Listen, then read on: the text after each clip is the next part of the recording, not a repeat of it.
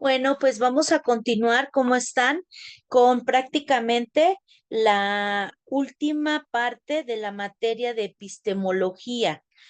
Sabemos que en esta sesión pues tenemos que ir ya consolidando muchos conceptos, relacionando ya con la parte de la ciencia, la parte de la educación, de la parte pedagógica, para poder ir cerrando y entendiendo este tipo de teorías. Vamos a analizar algunos aspectos muy importantes y obviamente pues vamos a ir recordando cuál es la importancia, cuáles son los conceptos y obviamente pues cuáles son aquellos elementos pues que tenemos que trabajar para poder ser pues mejores en el ámbito educativo. Entonces, pues como estamos viendo precisamente estas teorías, vamos a ver ahorita el tema del convencionalismo. Vamos a entender que el convencionalismo, como su nombre lo dice, es una doctrina filosófica y científica que considera que los principios y leyes son convenciones. Se puede aplicar a la filosofía, la lingüística, el derecho, la política y la sociedad. En la parte de la filosofía, pues el convencionalismo considera que los principios son convenciones y que la verdad es una selección arbitraria de axiomas y principios. Pitágoras, o en este caso Protágoras, fue el primero en elaborar filosóficamente el convencionalismo, extendiendo su relativismo epistemológico al campo moral y social. Dentro de la parte de la lingüística, verificamos que el convencionalismo lingüístico defiende la independencia de significante del significado y su arbitrariedad. En la parte del derecho vemos que precisamente el convencionalismo jurídico considera al derecho como esencia convencional. La política, pues, marca que el convencionalismo político de Protágoras justifica el pluralismo normativo y político. Dentro de los convencionalistas sociales son normas, reglas de trato social, de cortesía o de etiqueta. Los convencionalistas son acuerdos sociales que se adaptan al momento histórico y evoluciona con los cambios de la cultura. Los convencionalistas pueden modificarse con el tiempo. Entendemos entonces que la creencia, opinión y procedimiento o actitud que considera como verdadero aquello, usos de costumbres, principios, valores o normas se rigen por el comportamiento social o personal.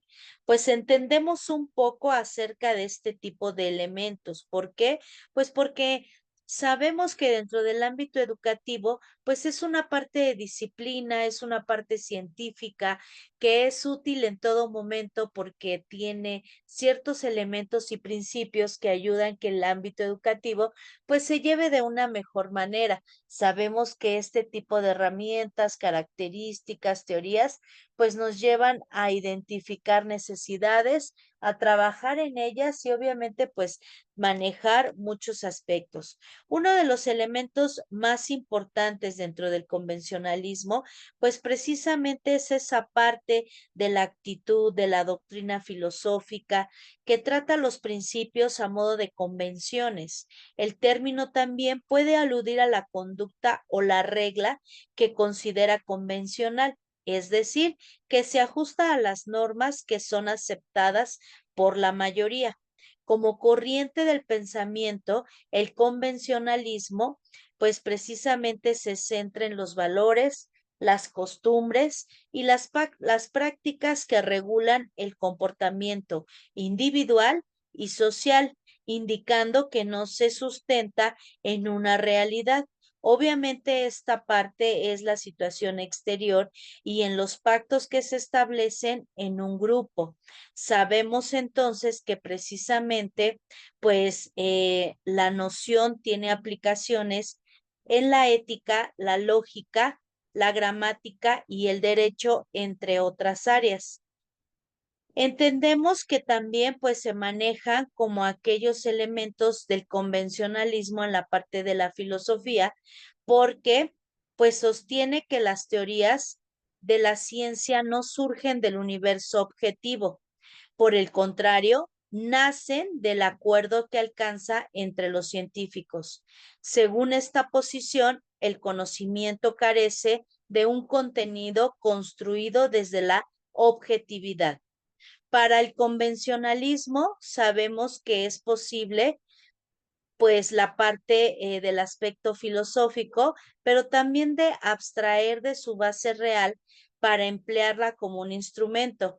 Puede decirse que la aplicación pues deriva del idealismo empírico o del objetivo.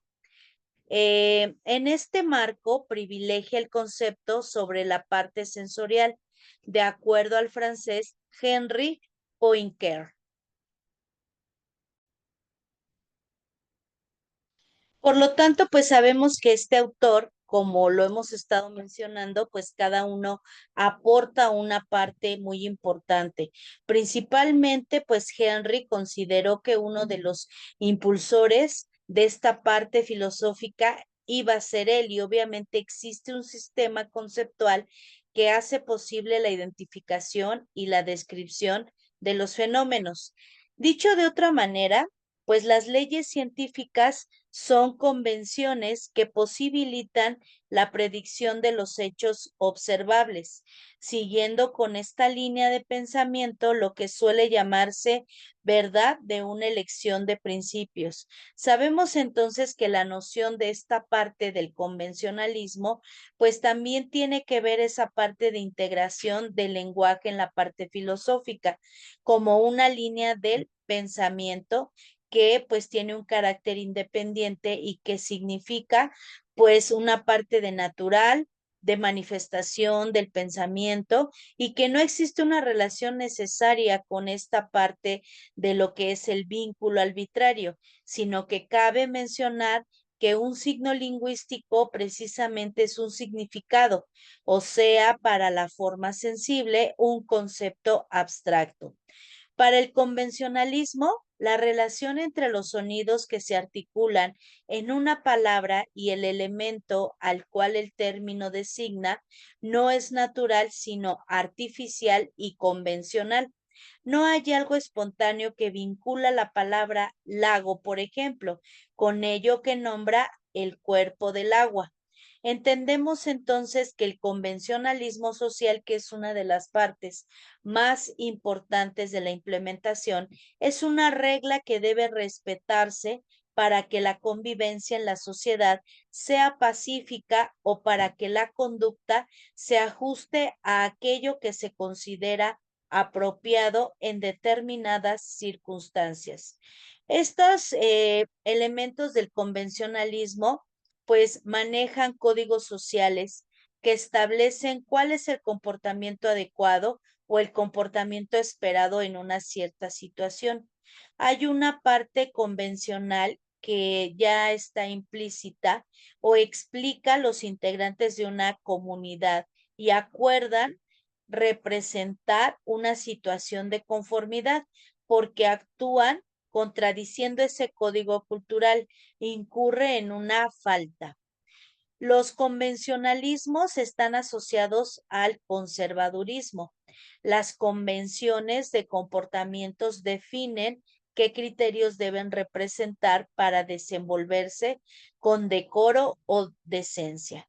Se pueden relacionar los convencionalismos, pues con formalismos, etiquetas y modales tienen implícito un mandato social sobre los modos aceptados que así se convierten en normas de convivencia o normas de conducta.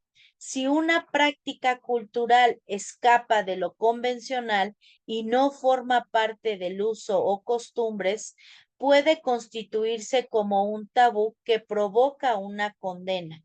La moral se compone de las reglas, las tradiciones y los hábitos. Es una comunidad que se toma como apropiado o bueno. Aquello que conforma la moral, por lo tanto, es correcto. Lo inmoral es cambio, es incorrecto. Los convencionalismos en este contexto suponen un código moral. Una convención social tiene que ser respetada. Quien la incumple puede ser repudiado o sancionado de distintas maneras. Hay convenciones de comportamientos generales y otras más específicas, como convenciones de educación, convenciones de comunicación, convenciones de trabajo y convenciones de vestimenta. Incluso existen las convenciones de género y las convenciones lingüísticas. Si alguien recibe un obsequio y no agradece, viola una convención de educación. También está en falta de la persona que no responde un saludo. Por supuesto, estos incumplimientos no son castigados con dureza ni formalidad. No se puede dejar de enseñar que los convencionalismos pueden modificarse con el tiempo. El código de vestimenta que se consideraba apropiado para ir a la playa no era el mismo hoy que hace 50 o 60 años. El comportamiento esperado de una mujer en la actualidad difiere de lo que marcaban las convenciones del siglo pasado. Esto se debe precisamente a los acuerdos sociales y no son inmutables, sino que se adaptan al momento histórico y evolucionan con los cambios de cultura. Entendemos entonces que hay varias situaciones que pues tienen que ver precisamente con la herramienta que estamos viendo y con algunos elementos de lo que viene siendo el convencionalismo. Ahora bien, entendemos que el convencionalismo pues tiene que ver con las normas, con los aspectos sociales y que obviamente pues a lo largo del tiempo existen reglas, tratos sociales, cortesías de etiqueta, las cuales permiten desarrollar una vida social más amena y cordial, que también nos conduce a esa parte del momento determinado. En este sentido, entendemos que hay reglas, comportamientos y que incluso, pues la vida política de un país, existen elementos sociales que deben seguirse como normas al saludar, la manera en que se sientan los invitados en una mesa a la hora de la comida e incluso ante la visita de un mandatario ejecutivo extranjero en suelo mexicano. Ahora bien, le entendemos que esto nos permite identificar que la diferencia entre derecho y convencionalismo social radica en la diversidad de su fuerza y, en este caso, pues de aspectos de obligación. Entendemos que de acuerdo con las diferencias del orden normativo, pues es evidente que el derecho tiene un cumplimiento obligatorio, no es potestativo, pero sí apoya a la obligatoriedad en el poder coercitivo. Sabemos también que, pues precisamente como un elemento importante, pues de esta parte de las reglas, del convencionalismo, de las leyes y de lo que viene siendo el trabajo dentro de la sociedad, pues nosotros vamos a identificar pues estas herramientas. Primero que nada, pues sabemos que el fundador, que fue Henry, pues manejaba mucho esa parte y surgió como una variante del positivismo en el siglo XIX, que la inspiración fue o provenía del área matemática, el descubrimiento de la parte geométrica y que también pues esta parte de Karl Popper fue un filósofo que aportó a la ciencia y que por haber escrito la teoría de la falsabilidad y del criterio de la demarcación en sus escritos, se refirió al convencionalismo desde un punto de vista crítico, aun cuando se supo reconocer algunas de sus ventajas. Para Popper, lo que hacía un convencionalista era negar que las propiedades del mundo pudieran determinar una construcción lógica. Al contrario, según él, un convencionalista podía sostener que era esa misma construcción lógica la que determinaba las propiedades del mundo y lo volvía un mundo artificial. Si bien la perspectiva popperiana sostenía que el convencionalismo es inaceptable, sí pudo reconocer como aventajo al inductismo, y esto se dio como los convencionistas entendían precisamente esa parte como una herramienta o un postulado de la identidad. No podían obtenerse inductivamente por otro lado, y los convencionalistas demostraron la importancia de las decisiones metodológicas a la hora de intervenir en el diseño de la experiencia.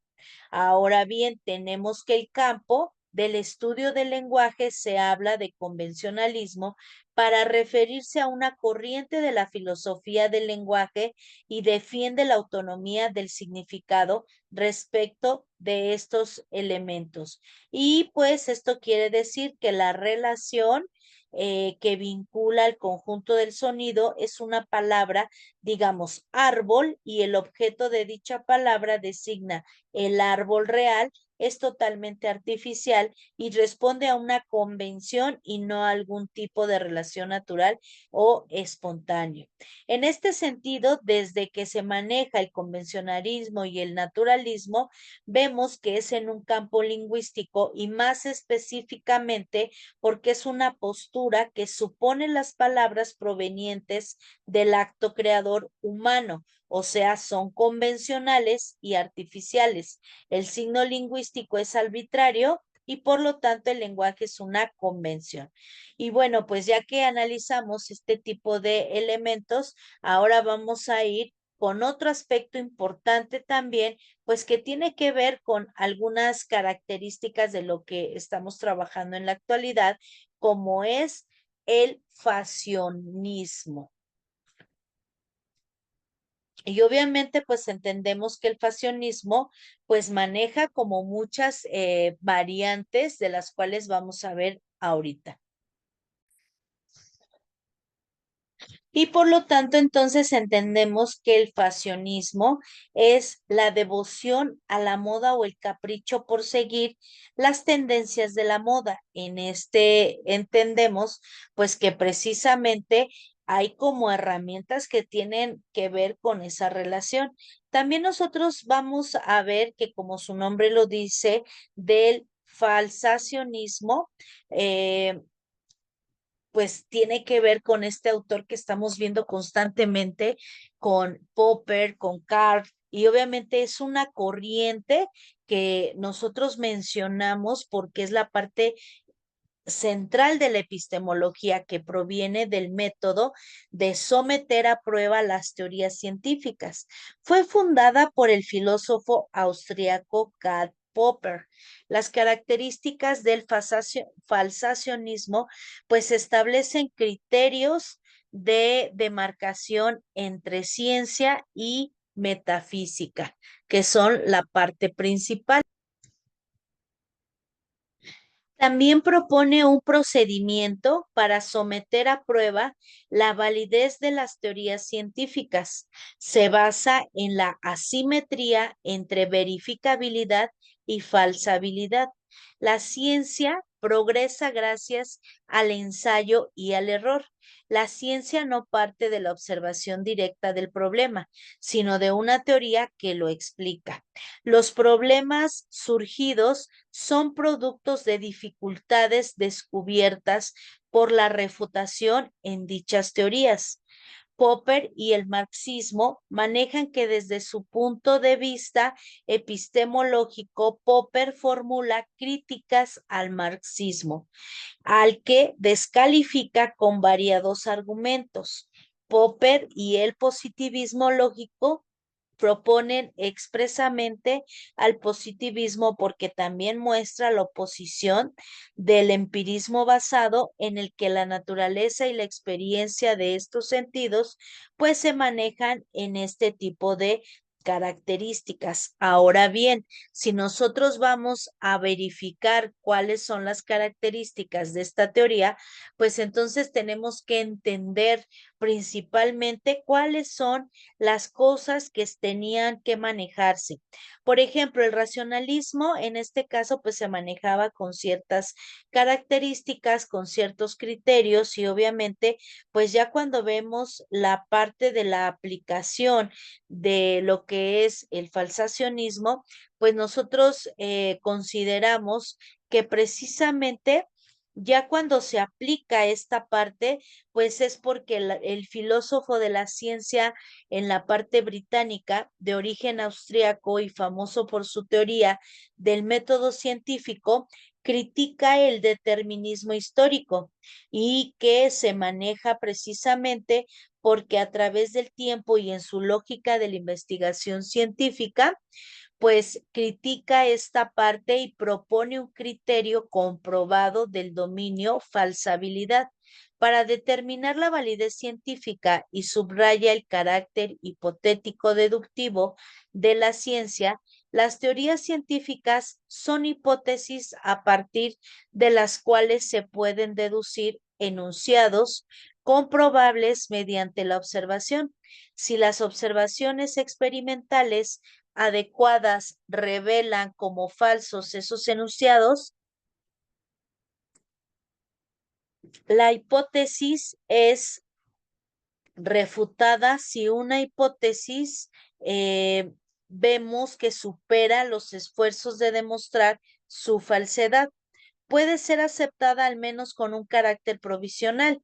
Ninguna teoría científica, sin embargo, puede ser establecida de una forma concluyente en la sociedad abierta y que maneja precisamente esa parte de lo que es el racionalismo como una ciencia.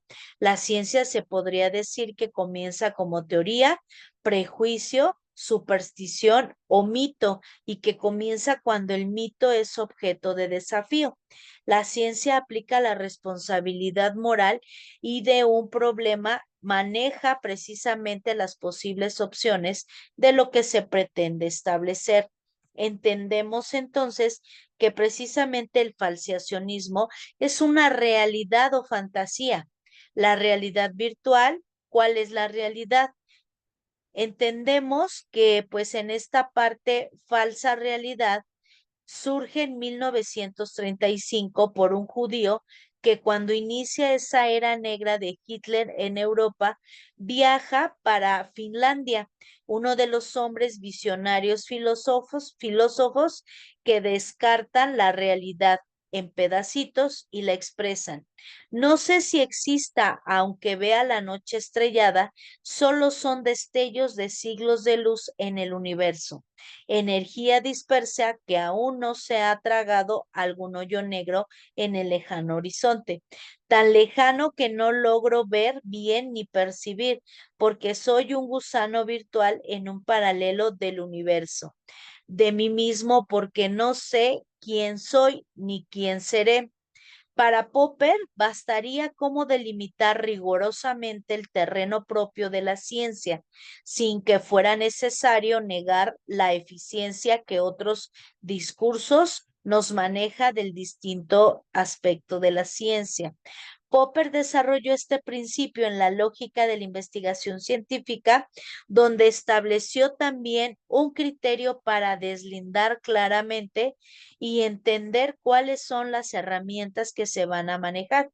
Una teoría diseñada de tal modo que rechace la posibilidad de no explicar una teoría defectuosa, pero Popper no fue el que manejó esta idea, sino Carlos Marx. Sostenía que todas las sociedades avanzan a través de la dialéctica de la lucha de clases. Tenían este defecto y que no tenían precisamente una versión más popular del marxismo. Entendemos también que precisamente como se manejó una herramienta diferente, pues Popper en este caso, pues permite cuestionar y dice que cada instante del tiempo relativo es un universo y escribió estas líneas que actualizan de la parte del cuánto es obligada la lectura y que para la enseñanza es una parte muy importante e incansable de la sabiduría de los universos vivos y muertos. Pues entendemos entonces que esta teoría también es muy importante porque al final, pues lo que nosotros queremos o pretendemos, pues es precisamente validar cuáles son esas herramientas, cuáles son esos aspectos y que también pues nosotros vamos a entender como una herramienta fundamental. Sin embargo, pues ya analizando los temas, vamos a ver ahora la metodología de los programas de investigación científica. Precisamente, pues ya que nosotros vemos cuál es la metodología, cuál es el aspecto científico o cuáles son las herramientas que se van a utilizar en el ámbito de lo que estamos nosotros validando como la parte de la ciencia, una investigación se puede trabajar de distintas maneras. ¿Por qué? Pues porque precisamente vamos a verificar cuáles son las herramientas, cuáles son los usos y obviamente pues también cuál es la parte aplicable dentro de lo que nosotros estamos verificando. El respeto que tiene el hombre con el conocimiento es una de sus características más peculiares. En latín, conocimiento se dice escientia y ciencia llegó a ser el nombre de la clase de conocimiento más respetable. La Iglesia Católica excomulgó a los copernicanos porque tenían un partido comunista persiguiendo a los medelianos por entender que sus doctrinas eran pseudocientíficas. La demarcación entre ciencia y pseudociencia no es un mero problema de filosofía del salón, tiene una importancia social, política y vital. Muchos filósofos han intentado solucionar el problema de la demarcación en los términos siguientes. Un enunciado constituye cómo se desarrolla una suficiente predicción. Pero la historia del pensamiento muestra que muchas personas han sido convencidos, creyentes de nociones absurdas, y si es vigor de la creencia fuera un distintivo del conocimiento que tendrían que considerar como parte de ese conocimiento y muchas historias sobre demonios, ángeles, diablos, cielos, infiernos. Por otra parte, los científicos son muy escépticos, incluso con respecto a sus mejores teorías. La de Newton es la teoría más poderosa que la ciencia ha producido nunca. Por el mismo Newton, se entiende que precisamente nunca se creyó que los cuerpos se atrajeran entre sí a distancia. Por tanto, ningún grado de convencimiento con relación a ciertas creencias las convierten en conocimientos. Realmente lo que garantiza la conducta científica es un criterio escepticismo de incluso con relación a nuestra teoría más estimada. La profesión de fe ciega es una teoría y no es una virtud intelectual, sino un crimen intelectual. De este modo, un enunciado puede ser pseudocientífico, aunque sea eminentemente plausible, y aunque todo el mundo lo crea y por manejo de ser científicamente valioso, aunque sea increíble y nadie crea en él, una teoría puede tener un valor científico, incluso eminente, aunque nadie la comprenda y aún menos crea en ella.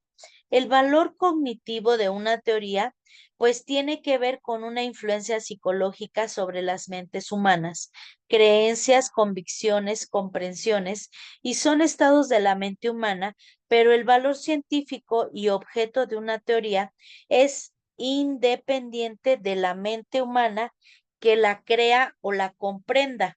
Su valor científico depende lamentablemente, del apoyo objetivo que presentan los hechos de ese tipo de conducta. Si tomamos en nuestras manos cualquier volumen de teología y de metafísica escolástica, podemos preguntarnos, ¿contiene algún razonamiento experimental sobre temas fácticos o existenciales? No. Arrojémoslo entonces al fuego porque cada uno contiene aspectos sofistas e ilusiones. Entonces, pues nos damos cuenta que la parte de la metodología de los programas de investigación científica, pues manejan muchas herramientas, características, teorías y que tal vez las implementaciones pues no sean las más correctas. Sin embargo, pues las metodologías que se investigan o que se llevan a cabo en un programa de investigación pues tienen que ver también con lo que se pretende tener de resultado. Entonces, si nosotros entendemos que este tipo de herramientas pues son investigaciones concretas, pero también que tiene que ver con una investigación, un programa, una ciencia, una herramienta científica, pues tiene que llevar una serie de pasos. Entendemos entonces que pues si nosotros abordamos precisamente este tipo de temas, pues es porque fácilmente nosotros tenemos que aplicar estas herramientas y que, bueno, pues en cada uno de estos elementos, pues vamos a manejar diversos aspectos. Me gustaría que escucharan un audio precisamente para que nosotros pudiéramos, pues, verificar cuáles son estos aspectos y también entender un poquito mejor acerca de este tema porque pues sí tiene que ver con un poquito más acerca de lo que nosotros pretendemos. Vamos a escuchar, por favor, ponemos mucha atención. Fue un filósofo, matemático y economista húngaro, cuyas contribuciones a la filosofía de la matemática y la filosofía de la ciencia tuvieron gran influencia en la segunda mitad del siglo XX. En este vídeo nos vamos a centrar, buscando la simplicidad y la claridad, en cuál es la propuesta de Lakatos dentro de la filosofía de la ciencia, la metodología de los programas de investigación. Lakatos abandonó Hungría en 1956 y en pocos meses ya había llegado a Gran Bretaña con una beca de doctorado. Allí acabó por trabajar en la London School of Economics, donde también ejerció Karl Popper. Pero la influencia de Popper sobre Lakatos es incluso anterior a su llegada a Gran Bretaña. Lakatos, como Popper, se considera racionalista como filósofo de la ciencia. Es decir, considera que hay un criterio universal para llegar a la verdad en ciencia, por el cual deben ser juzgados los méritos de todas las teorías científicas. Como Popper, en principio, considera que debe poderse establecer un criterio para separar la ciencia de la pseudociencia, pero a pesar de su proximidad, también considera el criterio establecido por Popper, la falsación, como insuficiente por demasiado restrictivo. Aplicar el falsacionismo, tal y como propone Popper, habría llevado a abandonar teorías perfectamente válidas para avanzar en el conocimiento científico en su momento. Popper, por tanto, no ha completado su labor. Lakatos quiere hacer una propuesta que subsane las deficiencias del falsacionismo. Recordemos que el falsacionismo de Popper pretende que toda propuesta científica, para ser considerada tal, sea empíricamente refutable.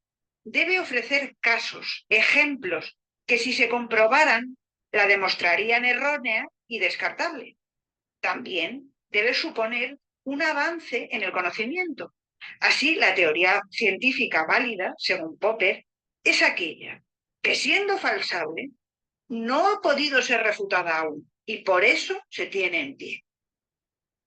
Los críticos de Popper, con los que está de acuerdo Lakatos, señalan un problema combinado al aplicar la falsación tal cual. Primero, Las teorías no se pueden falsar de manera concluyente, porque los enunciados experimentales que han servido de base a la falsación pueden demostrarse falsos a su vez con el paso del tiempo. Y segundo, además, posteriormente, debido al progreso técnico que permite nuevas observaciones, podrían verificarse casos que validaran teorías previamente falsadas.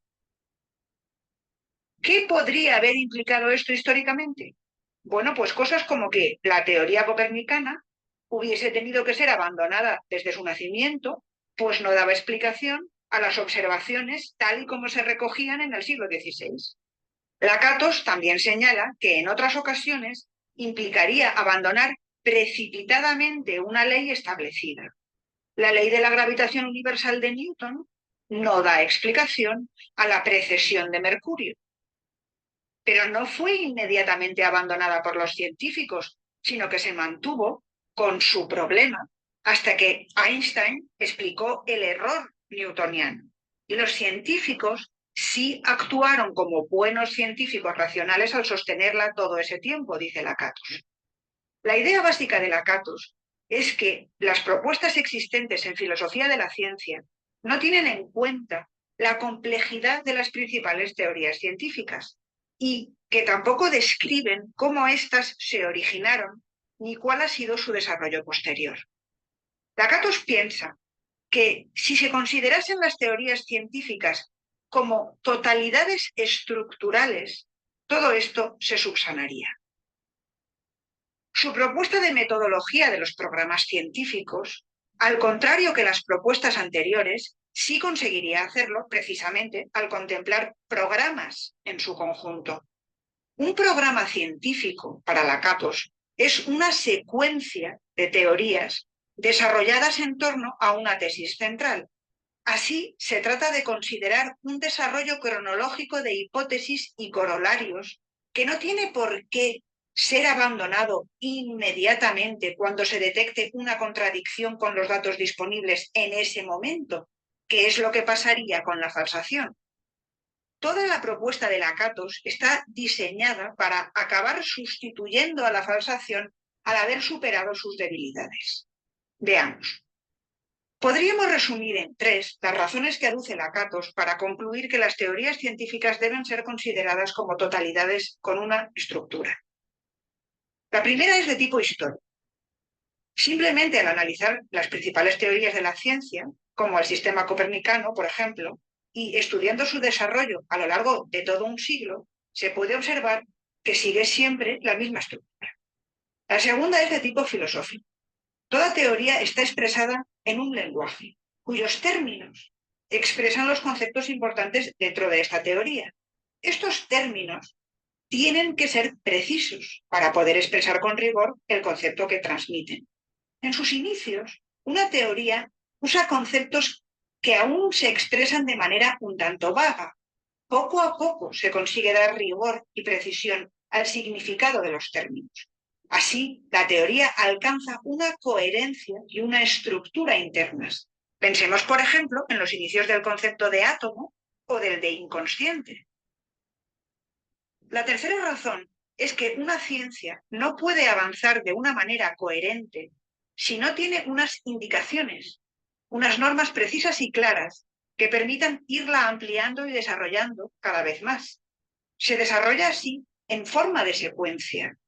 Lakatos nos dice con esto que una teoría bien estructurada debe constituir un programa de investigación.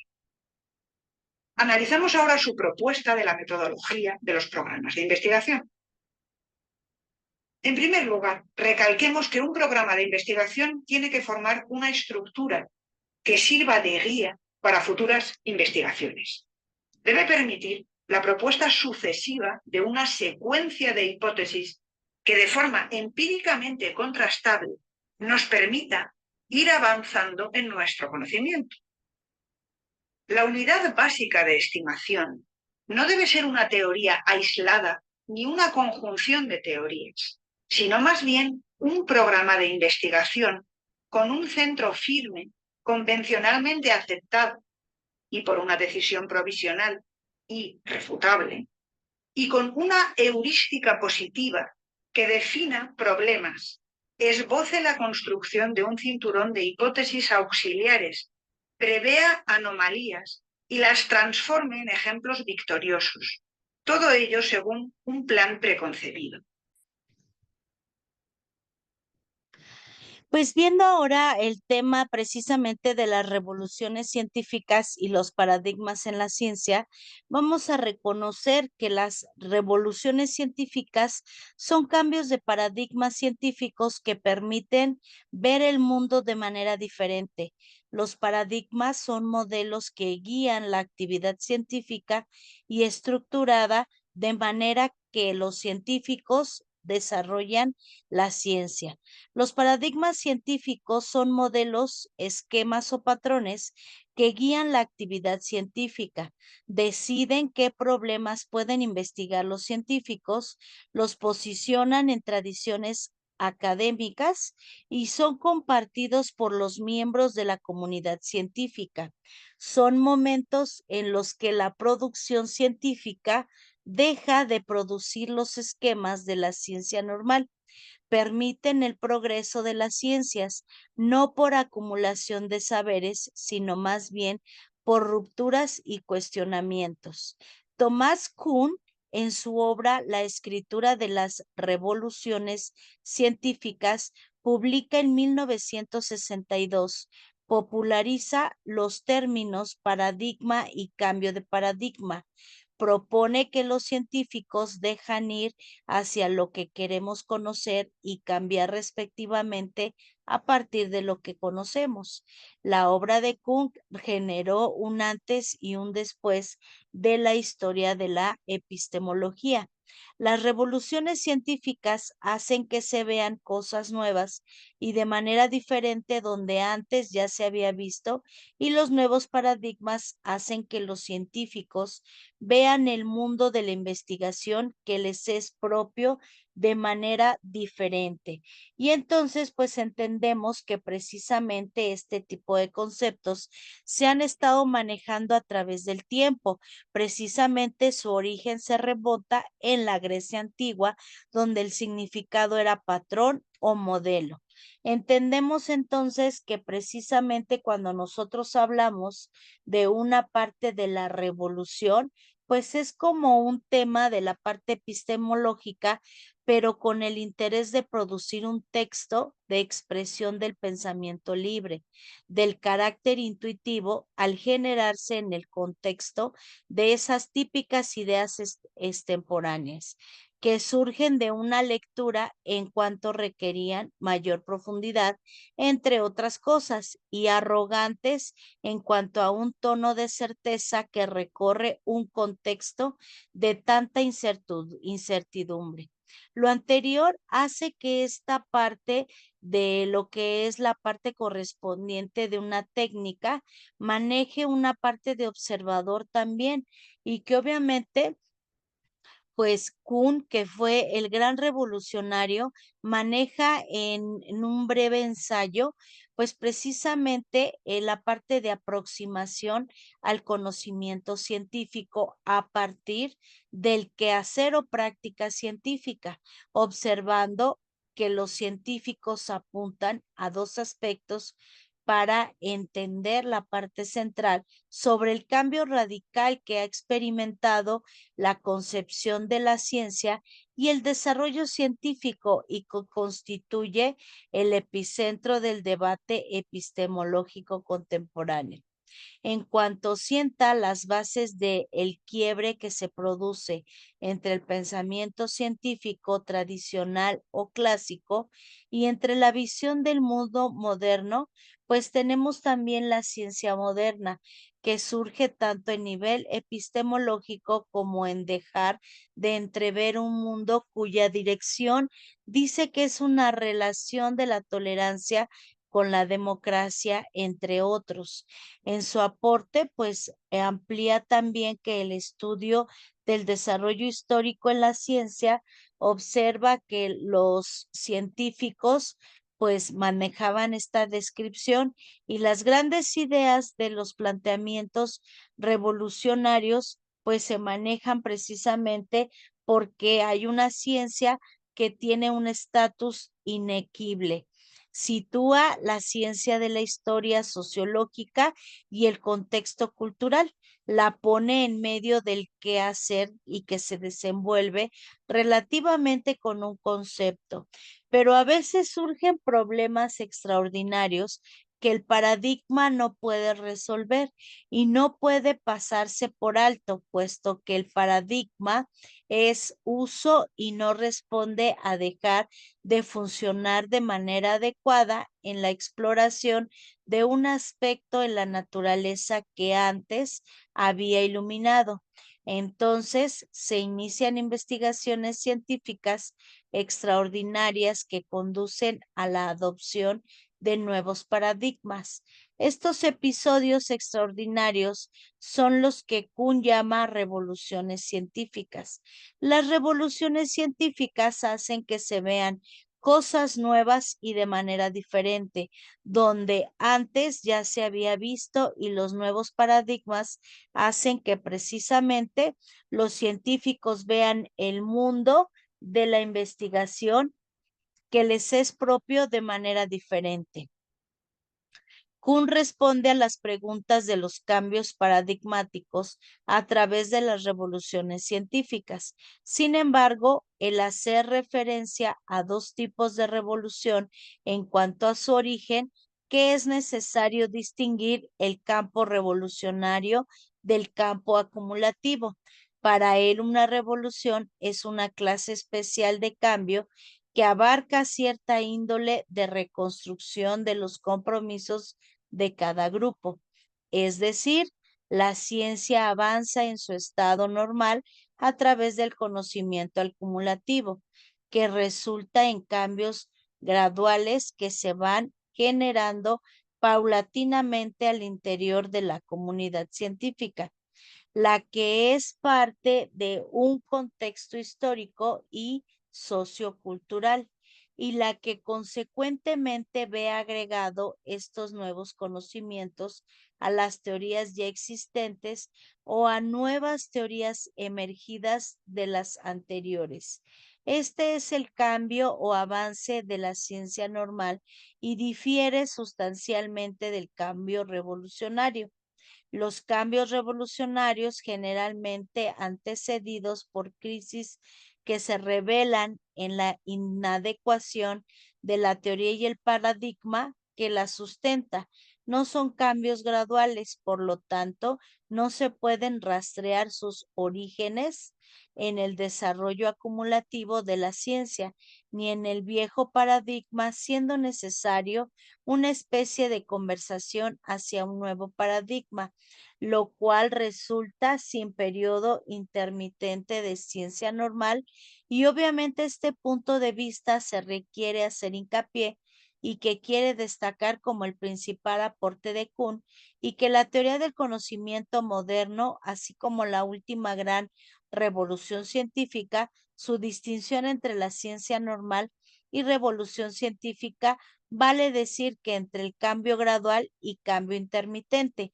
La gran distinción que encontramos entre una ciencia normal que descansa en el principio de la gradualidad y las revoluciones científicas que producen la discontinuidad entre la gradualidad de la ciencia normal a través de las cortes esenciales, que piden su conexión con el estado precedente. A esto le llamaremos un principio de intermitencia de la revolución científica, y lo que se hará explícito por la analogía, pues más adelante. La ciencia avanza según Kuhn a través de una serie de periodos de ciencia normal reparados por revoluciones científicas. La transición entre un periodo normal de ciencia y una revolución científica, según Kuhn, está marcada por definiciones inconmensurables, y así reside la intermitencia entre el desarrollo del conocimiento y el nuevo paradigma. Entendemos que es simplemente aceptado. Los críticos de Kuhn señalan que los cambios mayores en la ciencia pueden ser descritos usando el principio de correspondencia. Cualquier nueva teoría se reduciría a la vieja y a la correspondiente para aquellos casos que se reconoce que la nueva teoría es sostenida por la vieja teoría. Es decir, la ciencia progresa agregando una nueva dimensión ante lo ya desechado. Entonces, pues verificamos que precisamente este concepto de la teoría de la evolución maneja que la teoría pues existe desde una parte conceptual histórica, una parte moderna y que obviamente pues manifiestan esa parte de la revolución científica como una nota importante de un sistema de cambios y que obviamente pues vemos que esta parte de concepción de los seres humanos como máquinas o sistemas sociales, autopoliéticos y tales se entienden como una organización que mantiene constantemente las relaciones entre componentes y que por otra parte están en continuo flujo o cambio. Sabemos también que pues precisamente esta herramienta nos va a ayudar a identificar la parte de crisis, de anomalías y de la parte de la ciencia revolucionaria. Sabemos que la revolución científica surge por una necesidad de la ciencia de encontrar nuevos modelos explicativos y que obviamente pues esto aparece porque la misma comunidad tiene principios ideológicos, modelos a seguir y paradigmas también muy importantes. Y bueno, pues continuando con los temas y subtemas, vamos a ver que la filosofía de la ciencia y la epistemología. Pues verificando esta relación entre epistemología y filosofía, entendemos o nos damos cuenta que son ambas unas disciplinas muy importantes y que tienen que ver con la parte de la ciencia, que son una rama de la filosofía y que obviamente pues lo que viene siendo filosofía de la ciencia y epistemología se maneja como una producción de conocimiento científico porque entendemos que epistemología estudia la teoría del conocimiento, analiza cómo y bajo qué condiciones se produce el conocimiento científico. Se consideran los criterios que se utilizan precisamente para considerar algo como científico. Se trabaja con conceptos como verdad, justicia, hipótesis, justificación, corroboración, entre otros. Y hablando de la parte de la filosofía como ciencia, pues es una reflexión sobre los fundamentos metódicos, límites y alcances de la ciencia. Explora los métodos estadísticos en cosmología o examina los supuestos detrás de modelos simplificados en la física de alta energía. Contribuye a la producción de conocimientos que es útil para todos como especie. Dentro de la relación de epistemología y filosofía de la ciencia, ambas disciplinas analizan la naturaleza y la finalidad del conocimiento, consideran los resultados, principios, estructuras y relación entre conocimiento científico. Se consideran las teorías, leyes y métodos que se utilizan para generar dicho conocimiento. Por lo tanto, pues verificamos que precisamente esta relación que existe entre ellos, pues está relacionada con una validez acerca del conocimiento, cómo se obtienen y por mucho los sentidos. Se suele decir que la epistemología es el estudio de las condiciones y la producción y así sucesivamente el conocimiento científico. Entonces, pues esa transición de la epistemología y de lo que viene siendo la filosofía, pues se maneja como una herramienta o incluso podemos verificar cuál es la aplicación dentro de la parte educativa porque pues tiene que ver con estas características. Sin embargo, vemos que hay como esa relación que es una parte muy valiosa dentro de lo que viene siendo la parte conceptual. Si nosotros entendemos primero cuál es la parte de lo que es la ciencia, la epistemología y la parte de la filosofía, pues vemos que se maneja o se analiza como la naturaleza, la finalidad de las bases del conocimiento y estudian críticamente los principios, hipótesis y descubrimientos de distintas ciencias. Por ello, las aportaciones de estas disciplinas se vuelven especialmente valiosas en un contexto como el presente de crisis multidimensional, es decir, financiera, pero también y fundamentalmente ecológica, política, de cuidados y de valores. Un contexto en el que por una parte resulta más necesario y nunca realiza entender lo que está pasando. Por otra parte, aumenta la insatisfacción frente a las formas existentes de reflexionar sobre la realidad. En este tipo de características, pues nosotros vamos a ver que el sentido es la parte de la idea del conocimiento, nunca es neutral. Propone un doble objetivo, un lugar de reflexionar sobre la función social del conocimiento y sus interrelaciones, como el género, la subjetividad y el poder con el propósito de seguir un lugar, de contribuir a los debates y de planear la necesidad de contribuir nuevas cartografías y enfoques que nos permiten definir el bienestar y la sostenibilidad de la vida y ayudan a orientarnos en este periodo de profundas aceleradas y transformaciones. Por ello, se expone en primer lugar lo que conviene precisamente en la parte de denominación de la transformación epistemológica de las ciencias modernas y sus consecuencias.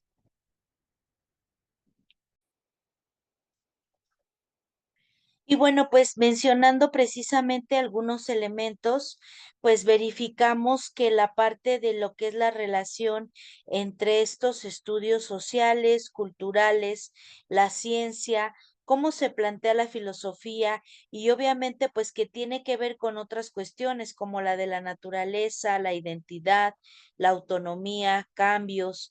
En la ciencia pues se maneja precisamente una parte de la naturaleza, pero también tiene que ver con esa parte del conocimiento, con esa estructura, con la vinculación que se tiene y la relación con otras ciencias. Verificamos que precisamente pues lo que viene siendo las premisas de lo que son las ciencias relacionadas con la parte epistemológica y que la herramienta que nosotros estamos utilizando precisamente tiende a tener una característica de lo que viene siendo la ciencia epistemológica como educación científica. Nos dice que es una parte reflexiva que tiene como propósito revisar los referentes históricos, conceptuales y teóricos en los que se fundamenta el desarrollo de la educación científica, con el fin de abordar preguntas, problemas y discusiones que orientan el proceso para construir una cultura científica.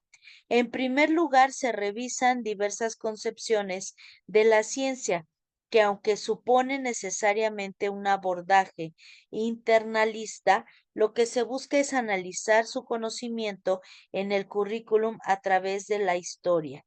En segundo lugar, pues se propone un análisis de investigación relacionada con la educación científica y la construcción de las culturas. Finalmente, las reflexiones y recomendaciones que se tienen pues son limitadas y la parte del desafío pues también tiene que ver con esta relación de la alfabetización científica y que comprende un conjunto de interpretaciones, creencias, significados y sentidos de experiencias y teorías que configuran la construcción individual y colectiva sobre la ciencia, sus métodos y prácticas. Entendemos entonces que para poder nosotros desarrollar algunos elementos, vemos que en la actualidad el desarrollo de la ciencia y la tecnología abarca los discursos, las prácticas y los contextos de la vida cotidiana de todo sujeto y en toda sociedad, por lo que la educación científica adquiere gran importancia política, social, económica y cultural, y por tanto constituye un elemento fundamental dentro del proceso de construcción de conocimiento. En este contexto es uno de los discursos actuales que concibe la educación científica desde una perspectiva instrumental y funcional, la cual procura la optimización en el uso de los recursos, la innovación científica y la tecnológica para el incremento de la productividad y del desarrollo económico. Sabemos que otro discurso consigue la parte de la educación como un proceso de construcción cultural en la que todo sujeto puede recibir y conocer, comprender la información para tomar decisiones de forma crítica y reflexiva, considerando aspectos éticos y estéticos que supone el abordaje antropológico, sociológico e ideológico del proceso formativo. Verificamos también que los discursos que se han estado manejando, pues en este sentido, como el debate y el estudio de la pedagogía y de la didáctica en las ciencias, se orientan a las siguientes preguntas. ¿Qué ciencia se enseña? ¿Cómo enseñar ciencia y para qué enseñar ciencia? Las posibles respuestas a las preguntas anteriores contra la problemática de la cultura científica, por tanto, comprende las formas en las que se presenta, muestra, transmite, explica, interacciona y constituye un determinado contenido en el proceso de formación. Por tanto, la problemática remite a la consideración de los marcos de referencia conceptuales, teóricos, metodológicos, praxeológicos, ideológicos y éticos que se están manejando inmersos en los discursos de la educación científica. De manera que sabemos que el propósito es reconocer las premisas históricas y teóricas de la educación científica y su relación con la ciencia, la cultura y así el desarrollo de la investigación en el campo de la educación científica para exponer las dudas, inquietudes, cuestionamientos y discusiones para el desarrollo de una cultura científica. Al respecto, pues es pertinente aclarar que hay diversas concepciones de ciencia que aunque suponen necesariamente un abordaje internalista, lo que se busca es analizar su concreción en el currículum a lo largo de la historia. Es decir, este tipo no puede asumirse estrictamente desde una perspectiva filosófica por cuanto su destino se orienta a aquellos aspectos relacionados con los abordajes de la ciencia en el proceso de formación. En primer lugar, pues se abordan los referentes conceptuales y teóricos del desarrollo de la ciencia y la educación, para lo que se considera la historia de la ciencia, la alfabetización científica y la cultura científica como un movimiento y tendencia en los procesos de formación. En segundo lugar, se presentan abordajes teóricos y metodológicos desde los que se han realizado investigaciones vinculadas con la educación científica, así como los vacíos y líneas de desarrollo en este campo de estudio. Los estudios consultados son en su mayoría la iberoamericana, que se consulta en algunos artículos e informes de Inglaterra. Sabemos que la ciencia y la educación como premisas de proyecto, pues se manejan como un referente. La palabra ciencia tiene su origen etimológico en el latín scientia y significa conocimiento. No obstante, es importante distinguir y reconocer la relación entre epistemología y ciencia. Desde el punto de vista etimológico, el término griego epistemología consta de los vocablos episteme, conocimiento, saber, y logos, que es una teoría. En el estudio del conocimiento humano y en la de las ciencias, sus métodos, estructuras y sus criterios manejan a la ciencia como una parte de producción del conocimiento desde una fundamentación histórica, ideológica, metódica, estética, ética y teológica. Es decir, propone procesos para el manejo de la descripción, interpretación y comprensión, validación, análisis y que resulta pertinente referir a las diversas concepciones que se han suscitado a través de la historia. Vemos que primero que nada maneja que a partir de las tendencias marcadas en la concepción del método y por tanto en la forma de concebir, conocer y proceder de la ciencia. Por otro lado, desde una perspectiva positivista de la ciencia, se propone un método centrado en intentos sistemáticos de verificación y falsación. Es decir, desde esta perspectiva, la ciencia se centra en la normalización de regularidades que producen generalizaciones a partir de los procesos rigurosos de observación, análisis, inferencia, constatación, correlación, comprobación y validación de hipótesis. Por otro lado, la fenomenología centra el desarrollo del conocimiento científico en los criterios de subjetividad, desde lo que se orienta la interpretación y la comprensión. En tercer lugar, pues reconocemos la noción de la ciencia normal desde la que propone problemas que remiten a enunciados de hechos de la naturaleza, teóricos y empíricos, que desde la concepción de paradigma suponen abordajes conceptuales y teóricos y metodológicos de una comunidad, pero se pueden evolucionar a partir de una anomalía que provoca un desplazamiento de crisis y revolución científica. Y sabemos que la evolución histórico-social y cultural en relación con la concepción de la ciencia alude necesariamente a diferentes métodos en la generación de conocimientos, por lo tanto, remite a diversos posicionamientos ontológicos, epistemológicos, metodológicos, praxeológicos, ideológicos y éticos que tienen implicaciones en las formas en las que se ha desarrollado los procesos de formación científica. En este sentido, para efectos de lo que viene siendo la educación científica, pues manejamos la concepción como una implicación ideológica y ética, un supuesto de la historia diferente en concesiones curriculares. Verificamos también pues que esto tiene una trascendencia histórica y que la revolución industrial propuso la incorporación de las máquinas en los sistemas de producción. Fue así como se centraron los contenidos de la enseñanza en el desarrollo de la ciencia y la ingeniería mecánica, agrícola y militar.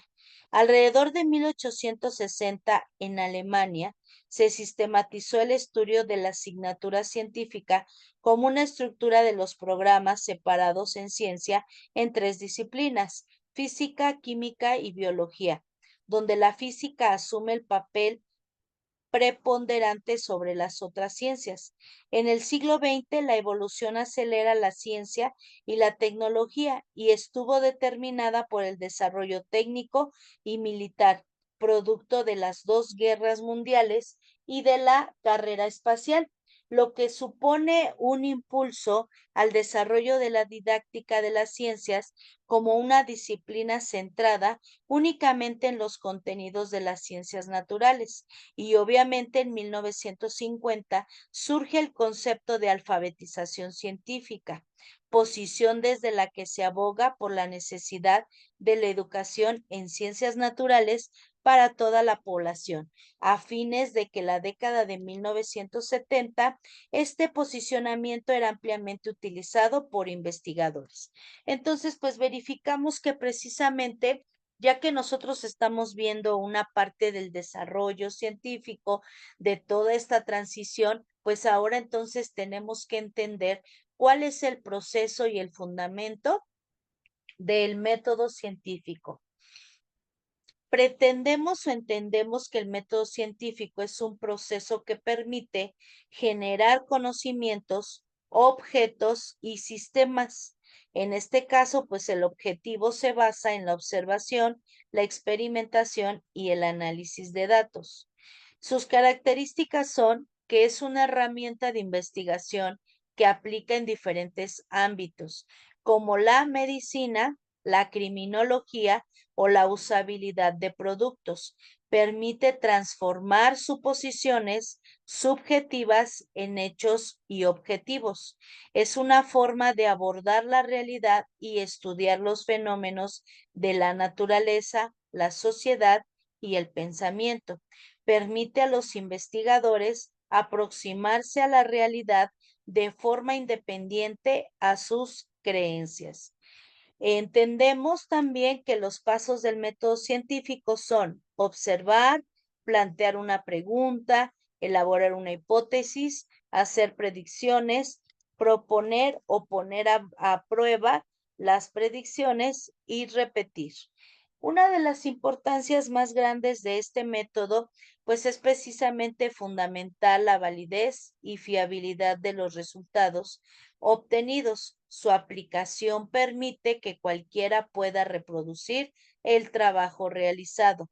La ética en la investigación científica debe ser respetuosa contra los derechos humanos y no ser contraria a la legislación vigente.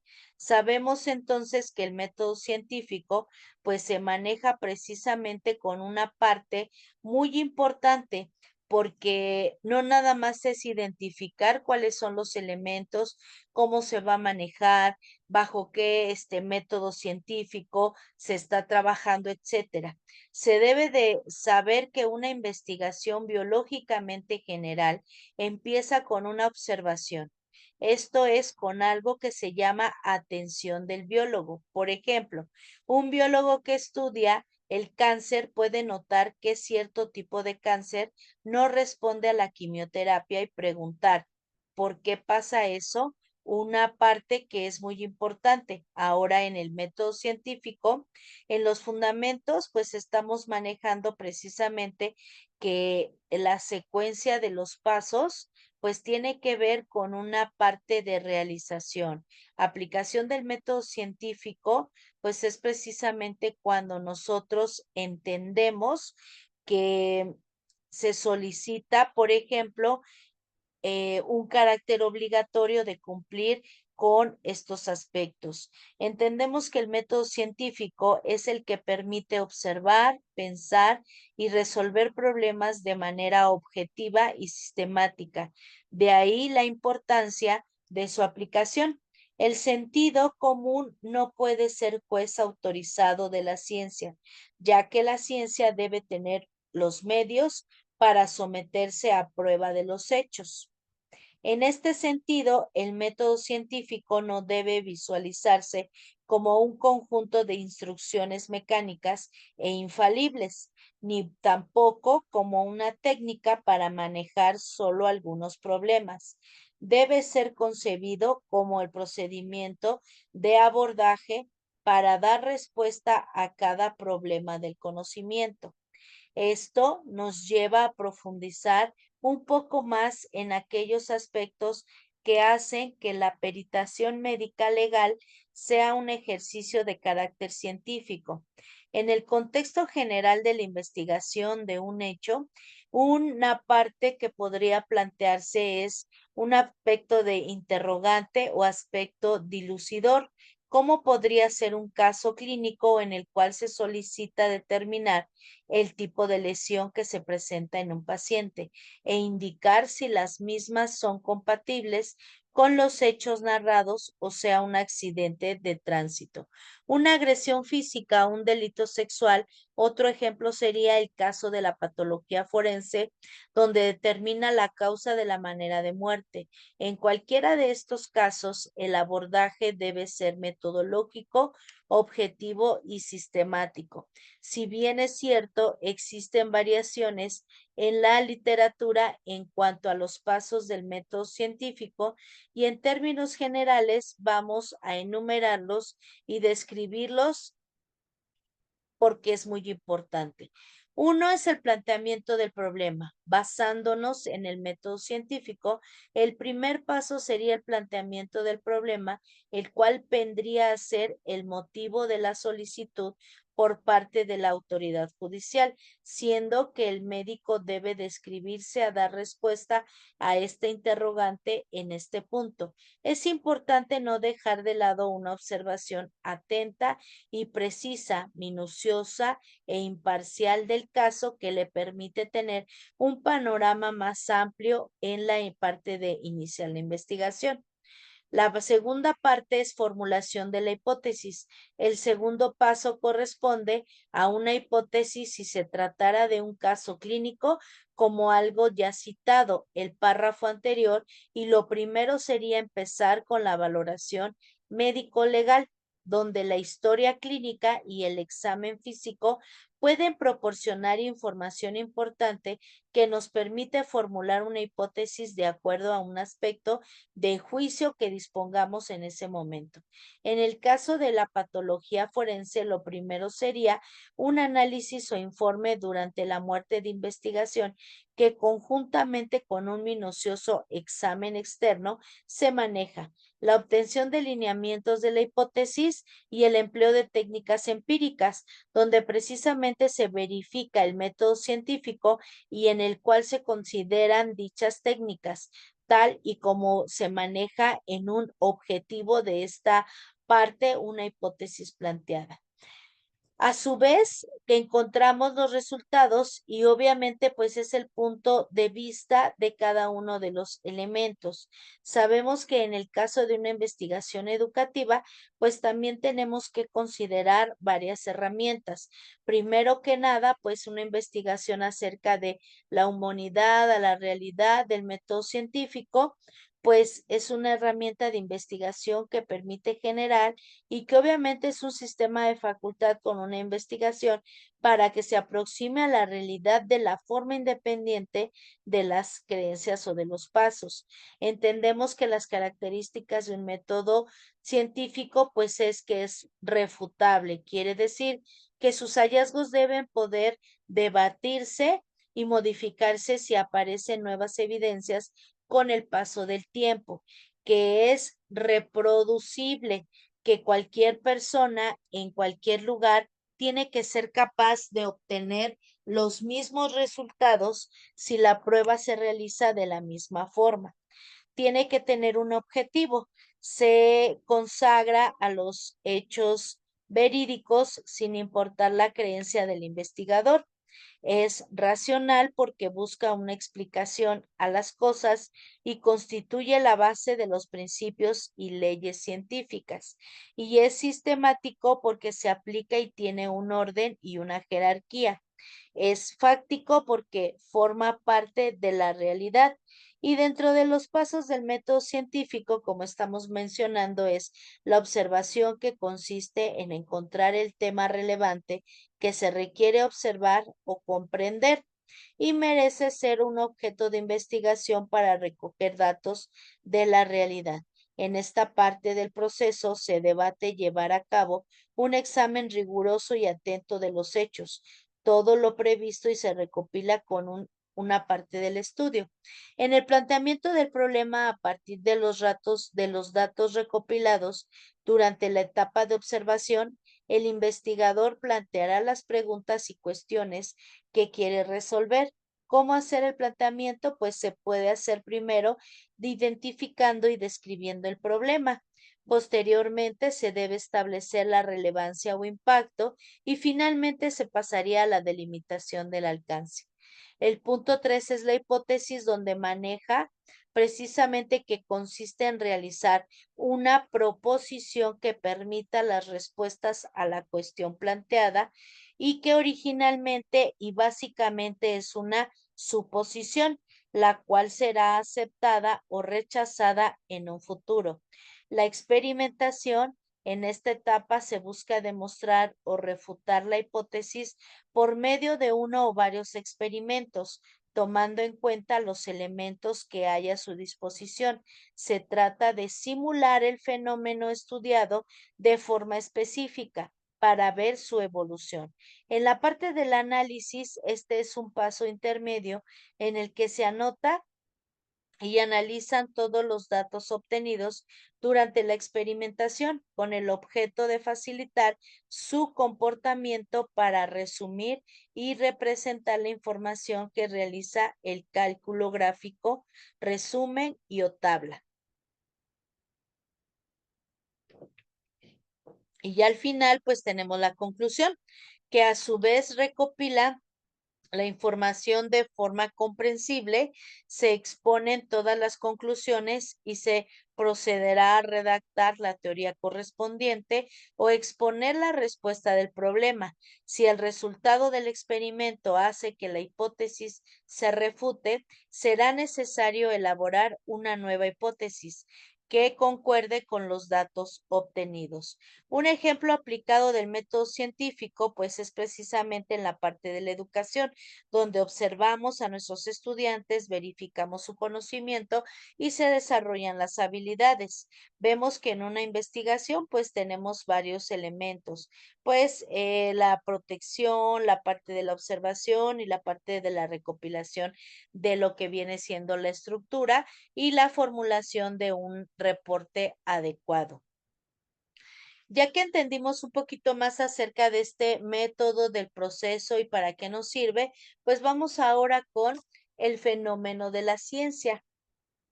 Precisamente, pues en el campo de la ciencia vemos un fenómeno como un hecho o evento que se puede observar y describir. Puede ser un proceso natural como el amanecer o un proceso complejo como la división celular. Las características de los fenómenos pueden ser objetos materiales, propiedades de objetos o interacciones entre objetos. Pueden ser ocurrencias naturales como el nacimiento de un animal o la germinación de una planta. Las reacciones químicas pueden ser procesos complejos como el proceso de la división celular en biología o ley del movimiento de Newton en física. Las ciencias y los fenómenos precisamente buscan generar ideas que permitan explicar y predecir los fenómenos que están sucediendo. La ciencia busca dar cuenta de la realidad objetivamente e intenta trascender las miradas subjetivas. La ciencia se expresa matemáticamente o en lenguaje formalizado. Las explicaciones científicas están ligadas a la predicción científica. Las explicaciones son acerca de fenómenos que ya ocurrieron, mientras que las predicciones son acerca de fenómenos que todavía no ocurren. Sabemos entonces que precisamente, pues la parte de la enseñanza tiene que ver con la ciencia porque puede definirse como un intento de generar ideas poderosas y sintéticas que a través de la evidencia permitan producir explicaciones y predicciones de fenómenos. Un fenómeno es cualquier cosa que existe o sucede. Puede ser un objeto material o parte de él. La propiedad de un objeto o algún tipo de interacción o proceso que le ocurra a un grupo de objetos o entre ellos. En este sentido, las cosas como los seres vivos, las rocas, las estrellas o el tiempo pueden ser considerados fenómenos. Son todas aquellas cosas que estimulan nuestros sentidos, el nacimiento de un animal, la germinación de una planta, una reacción química, un embotellamiento en la autopista, el sol calentando, precisamente pues es como esa herramienta donde tenemos implícita esta parte de la importancia. Sabemos que la comprensión pues es precisamente la realidad que supone una interacción compleja, supone una interacción entre lo que percibimos con nuestros sentidos y la conceptualización o mapa mental que hacemos de esas cosas. Por lo tanto, los fenómenos se representan en nuestra mente y su conceptualización o concepción depende fuertemente de nuestra idea previa y nuestra manera de mirar la realidad. La ciencia busca dar cuenta de la realidad objetivamente o intenta trascender nuestras miradas subjetivas. El fenómeno o idea de las clases de la ciencia, vemos que en la escuela por lo general está parte de las ideas abstractas de la ciencia, nos cuenta que al final pues está manejando la herramienta precisamente del análisis que teniendo en cuenta todo el contexto podemos sacar como definición. Para que los estudiantes puedan construir ideas de forma robusta, atendiendo a la evidencia y las metodologías científicas, es necesario guiar su interacción con los fenómenos de la manera cuidadosa. Los fenómenos deben ser elegidos y recordados de modo que promuevan las preguntas clave y propongan en relieve las cuestiones importantes a desarrollar en el mundo de las ideas. Esto es una manipulación deliberada y legítima de la realidad con fines educativos, muy similar a las de las manipulaciones que los propios investigadores hacen de la realidad a fin de comprenderla y arrancar las propuestas. Por ejemplo, un fenómeno puede ser que nos sacamos de alguna de las situaciones, los estudiantes deben ser conducidos a recorrer un camino con cierta planificación. Primero las atracciones y repulsiones de objetos y obviamente esta parte que tiene que ver con una manera de representar uno o varios fenómenos a uno o varios alumnos. Más productivos vemos que se observan los aspectos del fenómeno en la parte de los aspectos que tiene que ver con una buena docente tendrá que organizar la clase alrededor del fenómeno, pero dando las pautas con astucia y cuidado para que se den en sus estudiantes los procesos cognitivos que estamos buscando. Un cambio de célula en el microscopio, un incomprensible acompañamiento y adecuado y en la verdaderamente importante conexión de un fenómeno en una investigación. Entonces, pues ya vimos que el conocimiento existe de dos tipos, el vulgar y el científico. El vulgar se llama así porque es el saber que se adquiere de forma no verificable y que tiene logros satisfactorios para el hombre, pero es un método no comprobado, pero sí aplicado. En el método científico sabemos que se producen investigaciones verificables, que es un camino de resolver un método para lograr una satisfacción en la parte del ser humano. Ahora bien, vamos a hablar de los últimos temas precisamente ya para ir cerrando acerca de la filosofía de la ciencia y la epistemología. Como ya habíamos mencionado, pues entendemos precisamente que es una relación entre ambos estudios, que precisamente la epistemología tiene la parte semántica, filosófica y etimológica. Entendemos que también pues verificamos esta parte porque pues si no nosotros no analizamos esta información, pues entonces la idea no va a estar nada clara. Precisamente si nosotros vemos que las características que se están desarrollando, pues no son las más adecuadas, pues entonces no vamos a tener un buen resultado. Pero sin embargo, si trabajamos sobre paradigmas contemporáneos de la investigación, pues vamos a entender cuáles son esas herramientas que se pueden activar, cuáles son esas actitudes que se tienen que trabajar y obviamente pues cuáles son los cambios que se tienen que llevar a cabo. Los paradigmas contemporáneos de la investigación pues son enfoques, modelos o patrones que se utilizan para realizar una investigación. Son un conjunto de ideas, creencias o comprensiones que permiten que las teorías y prácticas funcionen.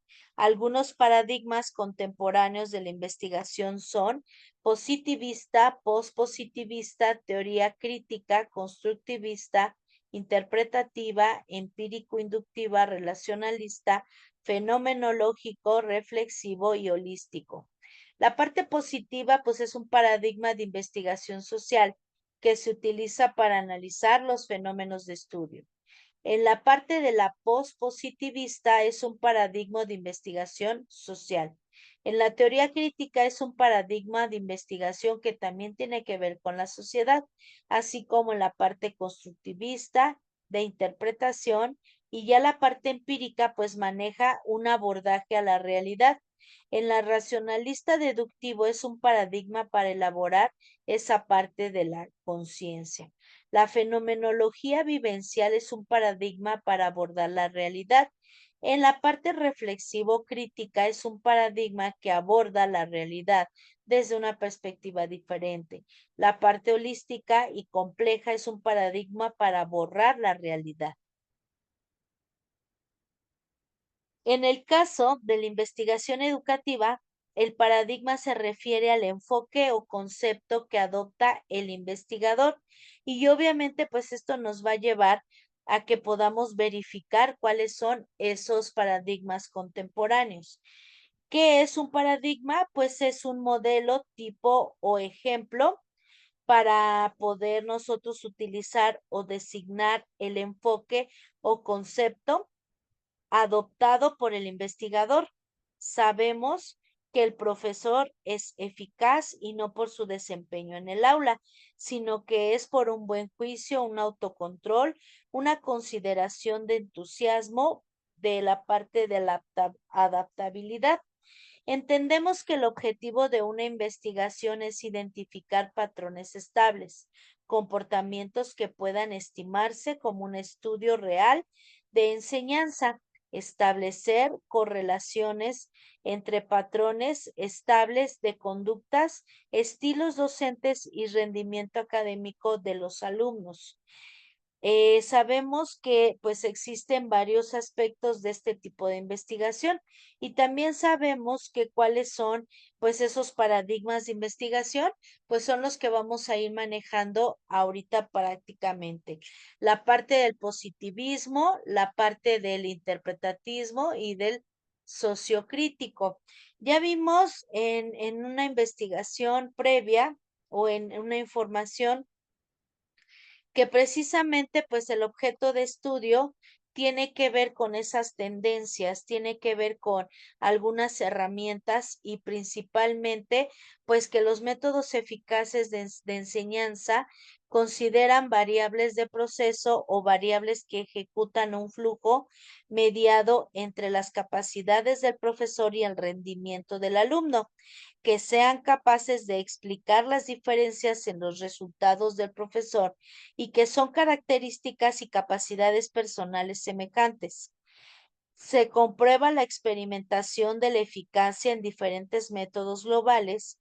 La enseñanza del modelo es con base a una escuela del profesorado. Sabemos que hay variables de procesos independientes y dependientes.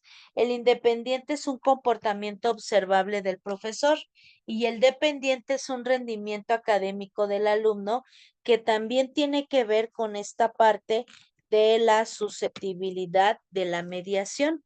Y entendemos entonces que precisamente este concepto pues se está manejando a través del tiempo porque es un instrumento clave de escalas de categoría observables del profesor e incluso del alumno que se consideran importantes para definir un estilo docente y de carácter de la interacción. Entendemos que es necesaria una observación, esa parte intensiva y comprensiva de una parte temporal y de un proceso claramente de un producto de enseñanza-aprendizaje. Entonces, pues ahora vamos a identificar precisamente cómo se está trabajando con el paradigma marxista. Dentro de lo que nosotros vamos a ver como paradigma marxista, pues tiene que ver con un conjunto de ideas que permiten interpretar y transformar la sociedad. Se basa en los principios del filósofo y economista alemán Carlos Marx, quien vivió en el siglo XIX. Las ideas del marxismo se manejan como las sociedades avanzadas a través de conflictos entre clases sociales. La base material y económica es el aspecto más importante de toda sociedad. La política, las ideas, las normas jurídicas, las instituciones y la cultura son derivados de la base económica. El hombre es el único creador que el marxismo reconoce. El hombre crea un mundo nuevo y modifica a la naturaleza y se modifica a sí mismo. El análisis del marxista maneja que, denominado el materialismo histórico, enfatiza en el carácter determinante de las condiciones materiales en la vida de las personas. El modelo económico embosado en Marx señala a la producción como el eje central del proceso económico. Las fuentes del marxismo pues manejan la filosofía clásica y autores como Hegel y Feuerbach. La economía política inglesa maneja a Adam Smith y David Ricardo. El socialismo utópico es de Owen, Floret y Proudhon.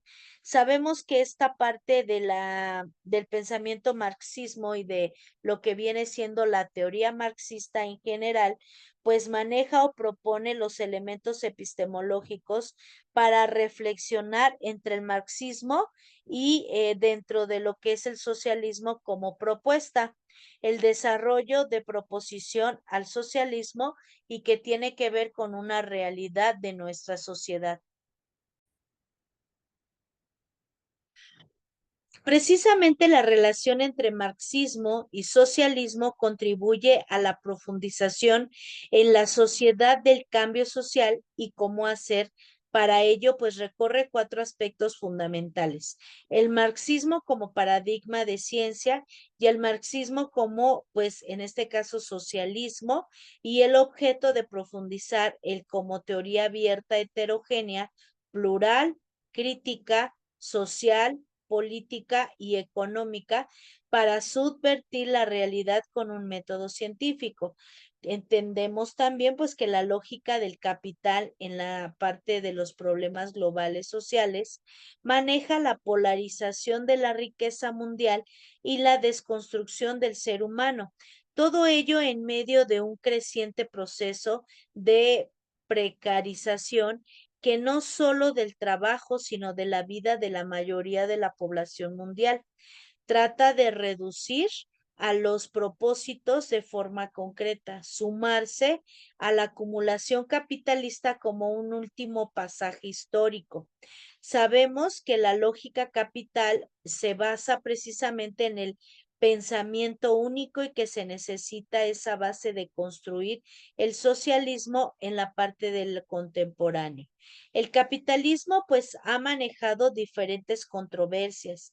Sabemos que el marxismo como paradigma de ciencia pues es una construcción de ideas para pensar la sociedad de todos los días que intervenga para transformarla. Es un paradigma de ciencia social no neutral que integra fundamentos para interpretar y cambiar esa realidad. El marxismo es una construcción cultural y científica que conjuga el pensar y el hacer, que existe reflexión crítica y acción revolucionaria entre algunos de los principales fundamentos del paradigma que pueden identificar: la forma crítica, unidad de lo lógico e histórico, unidad de objeto y del método, subversión de la realidad, lucha de clases, relación teórico-práctica y totalidad. La crítica significa la inversión de la determinación científica y las formas de manifestación de la realidad a través de la determinación de totalidad. La unidad entre lo lógico y lo histórico no busca historiar las categorías ni hacer un ordenamiento cronológico, ni aislar el análisis lógico del objeto estudiado. Significa analizar los hechos en su contextualización histórico concreta, y la historia no solo sucede de hecho, sino a través de categorías y leyes que explican las relaciones causales y sus manifestaciones como generalizaciones. Entonces, pues entendemos que precisamente el proceso del marxismo viene a cambiar la parte filosófica, propone grupos antagónicos, maneja el materialismo histórico, el capitalismo y procesos históricos a través de los cuales se maneja esa parte de lo que viene siendo el cambio ideológico. Ahora bien, si nosotros entendemos precisamente este concepto, pues vamos a tener más claro el paradigma estructural funcionalista, porque este nos viene a ayudar, porque es una teoría socialista o teoría sociológica que analiza las estructuras sociales y su función. Se basa en la idea de que todos los elementos de la sociedad tienen una función determinada. Sus características son que analiza la sociedad como un todo, en el que todos sus miembros están en constante interacción. Se considera que los elementos de la sociedad buscan el orden y la constancia. Supone que los elementos de un sistema social están en armonía entre sí. Se considera que el entorno puede influir en el sistema social, obligándolo a cambiar o a adaptarse. Sus orígenes son o remontan a los trabajos de Emilio Durkheim. En la parte antropológica y social británica fue desarrollado por Alfred Reginald, y que tiene que ver en esa parte social del estadounidense Tackle Parsons, que es uno de los mayores exponentes. Sus usos es una herramienta para el desarrollo teórico por medio de las explicaciones funcionales. En particular, es útil para trazar un mapa de las conexiones entre varios elementos de un sistema social. Sabemos que pues precisamente el funcionalismo tiene un objetivo, tiene una parte crítica y desarrolla que los elementos de un sistema social buscan el orden y la constancia, es decir, una interrelación entre las distancias institucionales y ante organizaciones y personas. Entendemos también que el entorno de un factor que está fuera del sistema social, pero que puede influirlo, como la naturaleza y los mercados económicos mundiales, y obligarlos a cambiar o adaptarse si un solo elemento de la sociedad es alterado y repercute entre el funcionamiento de todo el aparato. La parte crítica del funcionalismo pues surge en 1960. El funcionalismo fue crítico y precisamente es esa parte del concepto a lo largo de la historia. Ya no se considera cualquier alteración de la norma como circunstancia nociva para el orden, porque precisamente el método funcionalista puede resultar útil para el análisis de la construcción del sistema social a través de la observación de la interrelación entre sus subsistemas, y que no permite la solución de problemas funcionales, para lo que sería necesario aplicar un enfoque funcionalista operativo que lleve a una acción de resolución de problemas en cualquiera de los elementos que integran a una estructura social. Entonces, pues entendemos que precisamente este tipo de funcionalismo tiene que ver con diversas herramientas, tiene que ver con mucha estructura y que obviamente pues también es una parte del contexto, porque si nosotros analizamos bien la información, pues ¿qué quiere decir? Que esta teoría es basada en la parte social, basada en una situación de experimentación y que obviamente pues esta es una consecuencia que tiene que ver con algunas leyes y algunas estructuras fundamentales. Sabemos que hay pues diversas herramientas que nosotros tenemos que aprender a manejar como pues personas involucradas precisamente en la corriente teórica, en los tipos de funcionalismo, de absolutalismo, de función relativa y la importancia de esta parte. Ahora, dentro del paradigma interpretativo, como ya lo vimos, estudia las conductas humanas desde el entorno en que se produce, intentando entender los factores socioculturales de cada grupo.